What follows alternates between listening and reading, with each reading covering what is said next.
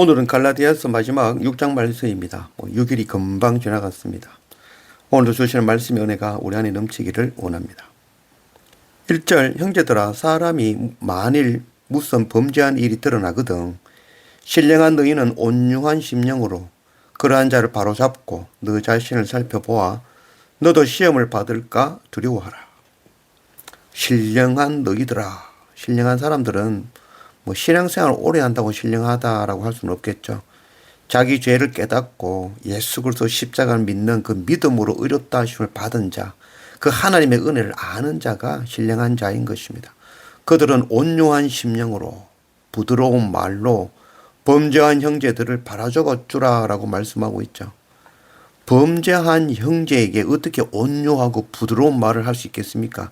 이는 먼저 자신을 돌아보아 나 역시 하나님 앞에 동일한 죄인임을 알기 때문에 온유할 수 있는 것이죠. 자신이 동일한 죄인임을 인정하는 사람들의 입에서는 정죄하는 말이 감히 나오지 못하는 것이죠. 신령하며 온유한 심령을 가진 사람은 육체의 소욕을 따라 범죄한 사람들을 바른 길로, 믿음의 길로, 의로운 길로 걸어갈 수 있도록 인도하면서 한편으로는 자신도 그 법에 동일하게 돌아보는 사람인 것이죠. 그래서 형제가 범죄한 일이 드러나면 성령의 인도하심을 따라 온유한 마음으로 바로 잡아주고 또 그 동일하게 나도 살펴보고 유혹에 빠지지 않도록 주의하는 그런 우리가 되기를 원합니다. 2절 너희가 짐을 서로 지라 그리하여 그리스도의 법을 성취하라. 앞서 계속 종의 짐을 지지 말라, 종의 짐을 지지 말라는 짐 지지 말라는 이야기 하다가 이제 마지막으로는 다시 짐을 지라, 짐을 서로 지라라고 말씀하고 있죠. 이걸 짐을 지라는 것은 고통을 분담하고 봉사와 섬김의 의미로서 하는 이야기가 아니죠. 주님을 알지 못하고 죄 가운데 거하는 이들을 바른 길로 인도하여 그들을 구원하는 그 책임, 선교 사명, 이 의무 이것을 짐이다라고 말씀하고 있는 것입니다. 범죄한 사람을 어떻게 다루느냐 하는 것은 율법 아래에 있는 사람과 믿음으로 의롭다 함을 믿는 그 복음의 사람이 다르게 나타나는 거죠. 율법은 범죄한 자를 정죄하죠. 그러나 믿음으로 의롭다 하심을 믿는 복음의 사람은 먼저 나를 돌아보죠. 나도 동일한 죄인이구나. 자신을 나를 긍휼히 여기신 그 십자가 보혈의 은혜, 그 은혜를 믿는 믿음으로 신령하며 온유한 심령으로 그리스도의 법으로 그 형제를 바른 길로 주님께로 인도하는 것입니다. 율법은 범죄한 자에게 죄의 짐을 지우지만 그리스도의 법은, 복음의 법은 범죄한 자의 짐을 자신의 죄로, 나의 죄로 인정하며 그리스도의 이름으로 그 짐을 벗겨주는 것이죠. 이것이 바로 서로 짐을 지는 것이다 라고 말씀하고 있는 것입니다. 3절 만일 누가 아무것도 되지 못하고 된 줄로 생각하면 스스로 속임이라.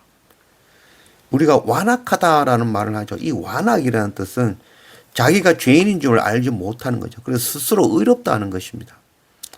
자기 죄를 깨닫지 못하는 그 완악한 자가 스스로 나는 아브라함의 자손이다. 나는 할례를 행했다. 나는 다른 사람보다 율법을 좀 더 지켰다라고 스스로 의롭다 하는 것은 자신을 속이는 것이라는 것이죠. 그리고 이것이 사탄의 속임수에 속는 것이 되는 것입니다. 4절 각각 자기의 일을 살피라. 그리하면 자랑할 것이 자기에게는 있어도 남에게는 있지 아니하리니. 자기 일을 살펴보라는 거죠. 바로 이제 자기를 돌아볼 줄 아는 자이죠. 자기 죄를 깨닫는 자죠. 그런 가운데서 내 스스로는 뿌듯할 수 있죠. 내가 날마다 예배하며 엎드리는 것, 내 스스로는 자랑할 거리가 되어지는 거죠. 나는 주님 앞에 날마다 엎드리는 것, 그건 하나 붙들고 살아야지. 이건 자기에게 자랑이 되어질 수 있지만 남에게는 자랑할 수 있는 것이 아니죠. 동일하게 나의 죄를 깨닫고 엎드리는 자로 또 가르치는 자로 인도하는 자로 살아야 되는 것이죠. 날마다 먼저 자신을 돌아보고 자기도 동일한 죄인임을 날마다 발견하기를 원합니다. 그래서 이 자신이 아브라함의 자손이 할례받은 백성이라도 그것은 다른 사람에게 감히 자랑하거나 의로 여기지 못하게 되는 것입니다. 5절 각각 자기의 짐을 질 것이라. 범죄한 사람은 그리스도의 믿음의 법으로 바른 길로 인도하는 것, 그래서 그것을 성령을 쫓아 사는 사람들의 책임이며 의무인 것입니다. 결국 다른 사람의 짐을 져주며 책임과 의무를 다하는 것이 바로 자기의 짐을 지는 것입니다. 자기 죄의 짐을 지는 것이 아니라 형제의 죄의 짐을 함께 지는 것, 그게 바로 자기의 짐인 것입니다. 율법은 범죄한 사람을 죄인으로 정죄하며 그에게 짐을 더 지우죠. 그러나 우리 죄를 대속하신 바로 그리스도를 믿는 믿음의 법은 나 자신을 먼저 돌아보아 그것이 나의 죄임을 자각하고 그의 죄를 대신 져주고 벗겨주는 것이죠. 이게 바로 제사장의 의무인 것입니다. 6절 가르침을 받는 자는 말씀을 가르치는 자와 모든 것은 좋은 것을 함께 하라. 가르침을 받는 자는 앞에서 나온 그 범죄한 사실을 나타내는 자, 또 가르치는 자는 자신도 죄인인 걸 알고 은혜 받은 자임을 아는 자로 범죄한 사람들을 나도 그랬다라며 그리스도의 법으로 바른 길로 인도하며 가르치는 사람인 것입니다. 여기서 모든 좋은 것이라는 것은 세상에 즐기고 좋은 것이라는 개념이 결코 아니죠. 하나님의 법이죠. 그리스도 복음의 법을 말하는 것입니다. 7절 스스로 속이지 말라. 하나님은 업심여김을 받지 아니하시나니 사람이 무엇을 심든지 그대로 거두리라. 두려운 말씀입니다.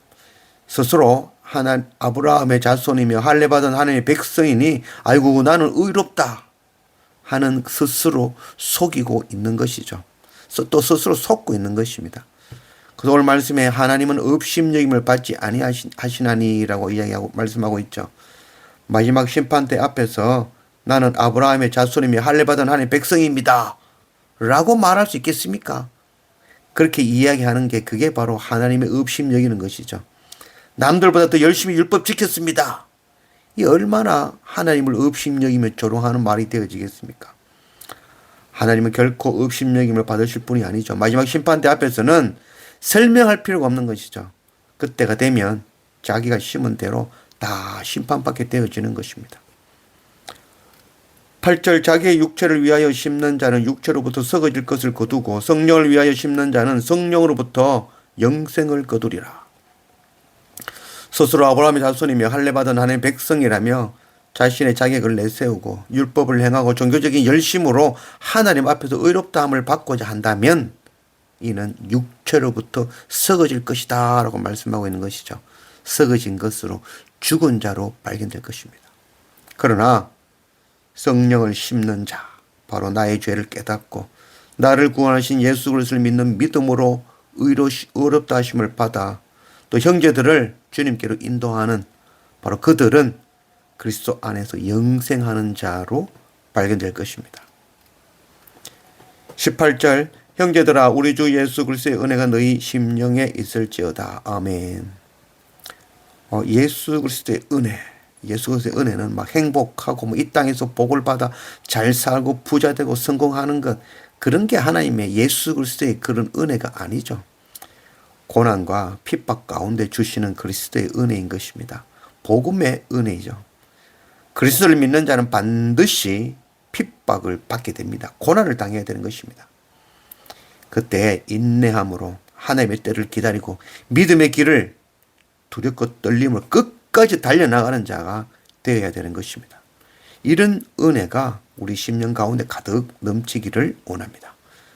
구원은 율법의 행위가 아니라 십자가 보혈의 은혜를 믿는 믿음으로 말미암습니다.